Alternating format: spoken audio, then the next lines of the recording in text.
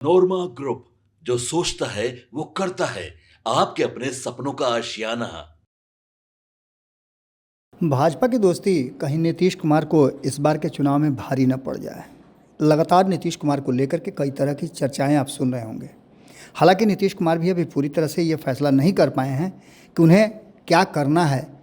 जबकि आपको बता दें कि एनडीए गठबंधन में सब कुछ ठीक ठाक होने की बात के बीच कल महागठबंधन की बैठक में तेजस्वी यादव ने जिस तरह से महागठबंधन की मीटिंग को संचालित किया और खुद को कोऑर्डिनेशन कमेटी का हेड बनवाने में वो सफल रहे। हालांकि उनके साथ कई लोग खड़े थे। वहीं आपको बता दें कि जिस तरह से वक्फ कानून को लेकर के नीतीश कुमार और चंद्रबाबू नायडू, क्योंकि ये दोनों ही टारगेट पर हैं और दोनों केंद्र की सरकार को सपोर्ट कर रहे हैं। देश भर में 18% के आसपास मुस्लिम समुदाय है और इस समुदाय ने इस वक्फ कानून को लेकर के जिस तरह का माहौल बनाया है और बार बार इन सभी को धमकियां दी जा रही हैं। कहा यह जा रहा है कि वो एक बार फिर से इस पर विचार करें और अपना फैसला बदलें। वक्फ संशोधन कानून को लेकर के दाखिल याचिका गुरुवार को इस पर सुनवाई हुई। हमने आपको खबरों में बताया था कि इससे पहले भी एक सुनवाई हुई थी, उसकी चर्चा हम करेंगे।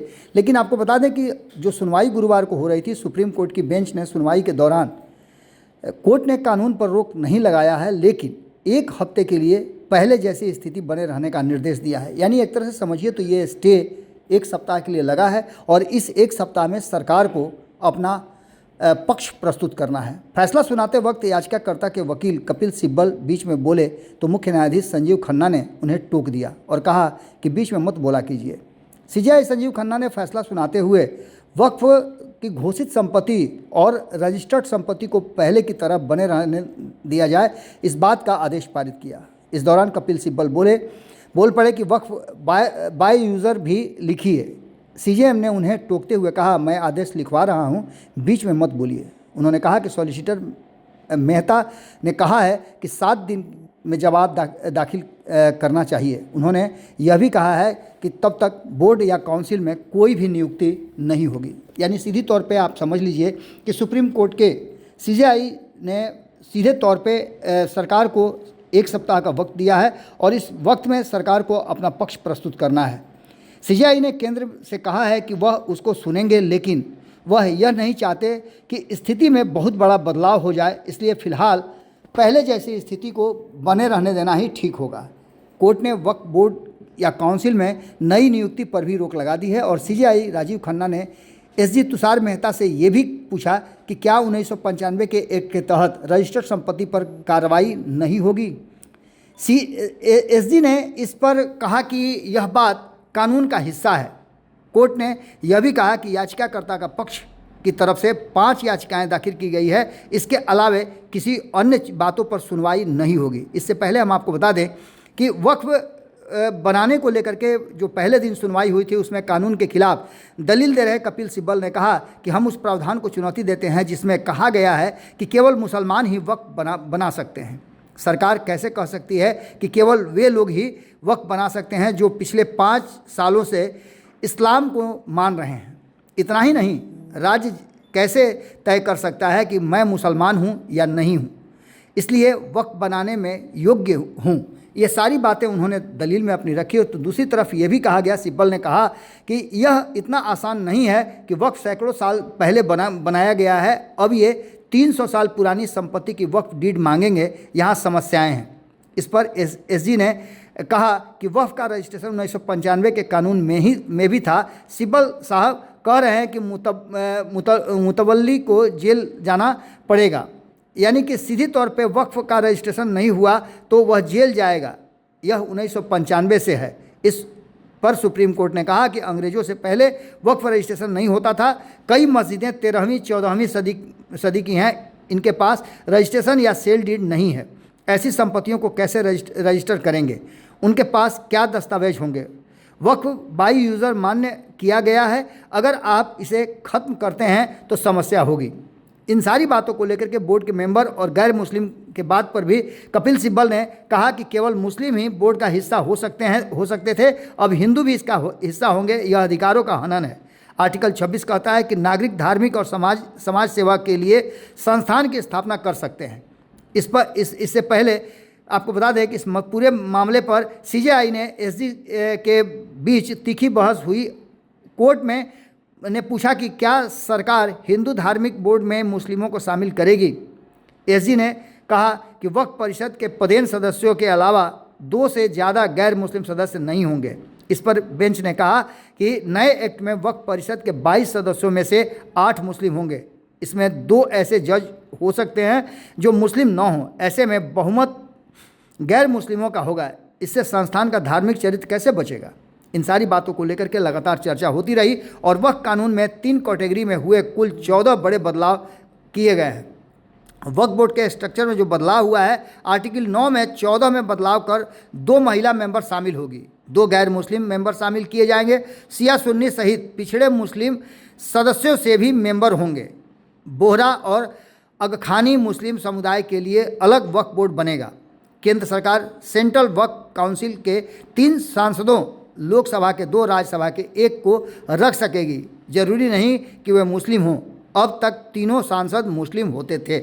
यानी कि इस बदलाव को लेकर के कहीं ना कहीं इसी पर आपत्ति है और इन 3 विवादित प्रॉपर्टियों की भी चर्चा उसमें की गई है।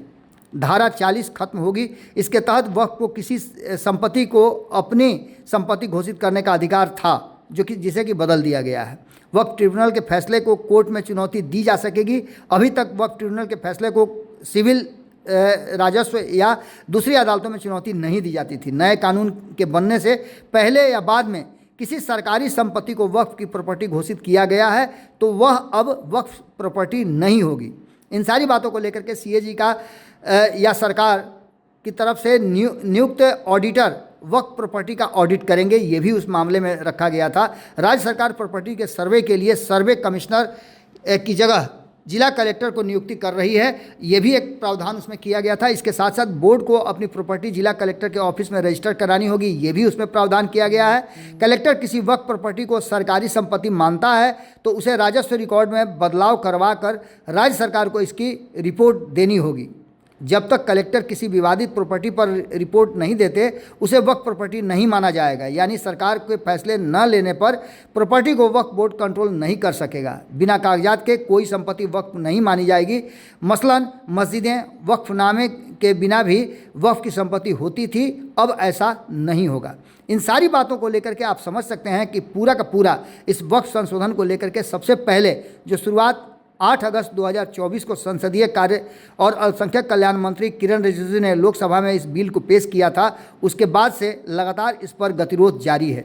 जो वर्तमान परिस्थिति बनी है उसमें साफ साफ ये बात समझ में आ रही है कि कहीं ना कहीं इस वक्फ बोर्ड को लेकर के जिस तरह की बातें सामने आ रही है और कोर्ट ने जो फैसला सुनाया है, उस फैसले के बाद एक बात तो साफ साफ नज़र आ रही है कि कहीं ना कहीं ये मामला उलझता हुआ दिखाई दे रहा है। और इस मामले में वक्फ बिल में स्टे 1 सप्ताह का दिए जाने का मतलब सीधा है कि इस पर अभी फैसला आना बाकी है, लेकिन नीतीश नायडू के गले का ये हड्डी जरूर बन गया है।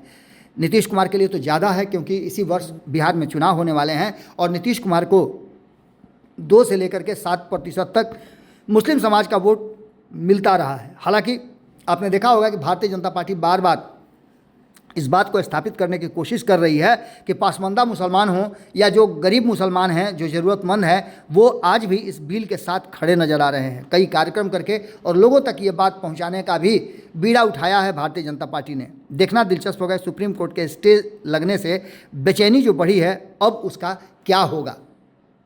अगले इसी महीने की में एक बार फिर से इस पर सुनवाई होगी और उस सुनवाई के दौरान क्या कुछ निकल करके सामने आता है ये भी देखना बड़ा दिलचस्प होगा। वक्फ कानून को लेकर के जो सुप्रीम कोर्ट ने स्टे ऑर्डर लगाया है उसको लेकर के भी सरकार अभी मंथन के दौर से गुजर रही है। खास करके 5 दिन में जवाब देना होगा, ये बातें कही जा रही है और इसकी सुनवाई जो है 5 मई को दोपहर 2 बजे की जाएगी। इस पूरे मामले को लेकर के जो हमने आपको बताया कि वक्फ बोर्ड पर केंद्र के जवाब तक वक्फ संपत्ति की स्थिति नहीं बदलेगी, यानी कि स्टे ऑर्डर का मतलब यही है कि 1 सप्ताह तक यथा स्थिति कायम रहेगी। कोर्ट से वक्फ घोषित संपत्ति डी नोटिफिकेशन नहीं होगी, वह वक्फ बाय यूज़र हो या वक्फ बाय डीड हो। वक्फ बोर्ड और केंद्रीय वक्फ परिषद में कोई नई नियुक्ति नहीं होगी।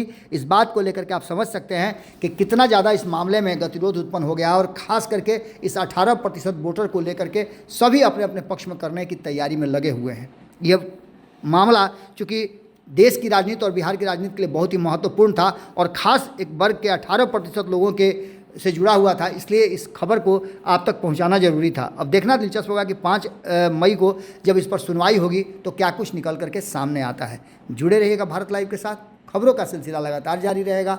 बहुत बहुत धन्यवाद। आपके सपनों को हमने सजाया है, ई होम्स पैनोरामा को हमने बनाया है। ई होम्स मेरा एक सपना था जिस पे मैं पिछले 4 साल से काम कर रहा था।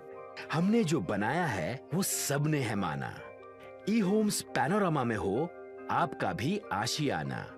और फाइनली हमने 2021 में इस प्रोजेक्ट को लॉन्च किया। बहुत लोग अप्रिशिएट कर रहे हैं कि पूर्णिया जैसे शहर में, बिहार के, एक तो बिहार की बात करें उसमें भी पूर्णिया जैसे छोटे जगह में इस तरह का लाइफस्टाइल देना, ये सुन के हम लोगों को बहुत अच्छा लगता है।